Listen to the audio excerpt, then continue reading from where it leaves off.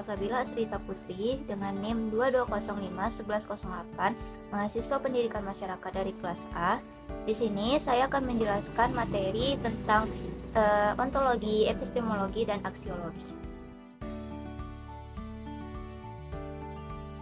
Baik, yang pertama saya akan menjelaskan ontologi. Ontologi berasal dari bahasa Yunani, yaitu ontos dan logos.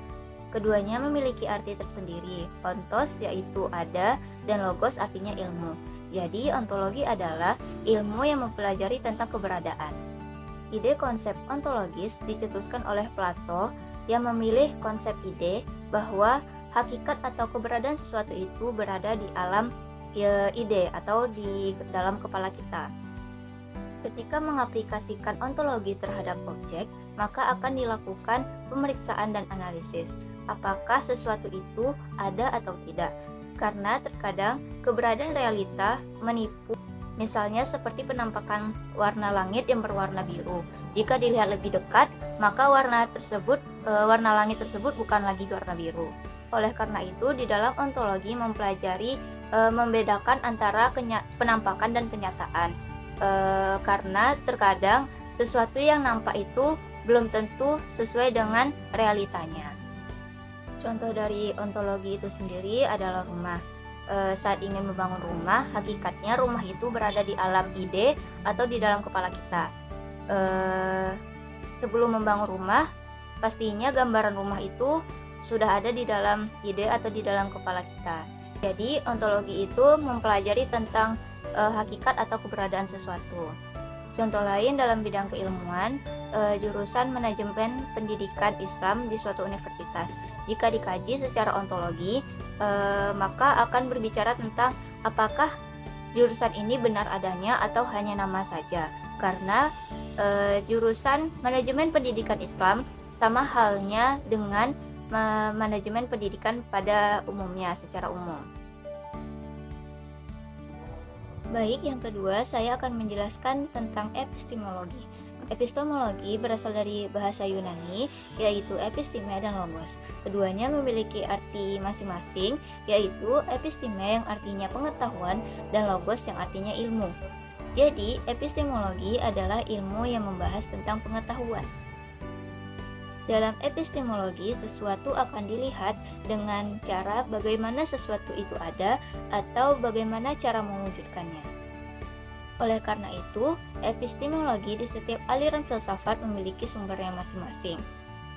Misalnya, empirisme berdasarkan epistemologi mengatakan bahwa sumber pengetahuan menggunakan indera. Sedangkan rasionalisme mengatakan bahwa sumber pengetahuan menggunakan akal atau rasio.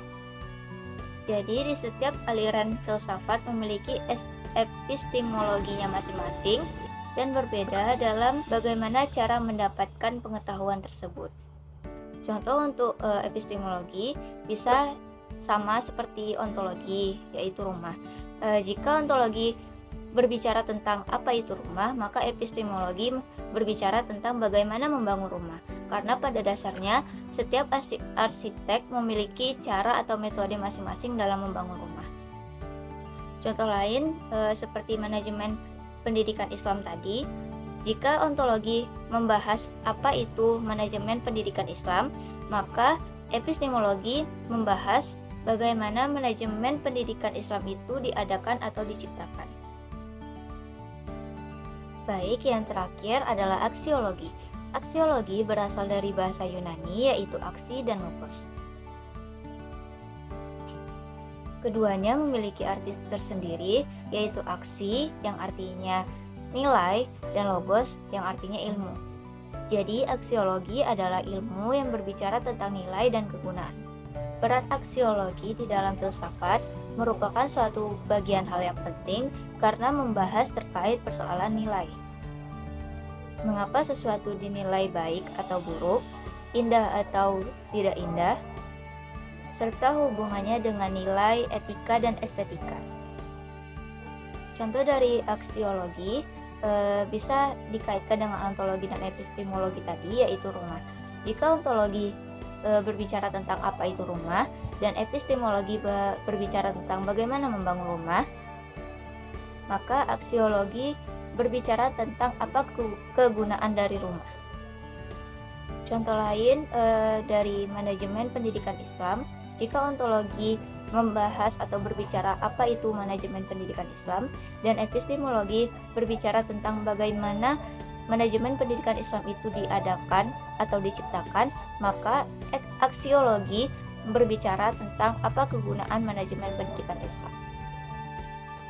Sekian materi yang dapat saya sampaikan. Mohon maaf bila ada kesalahan. Assalamualaikum warahmatullahi wabarakatuh.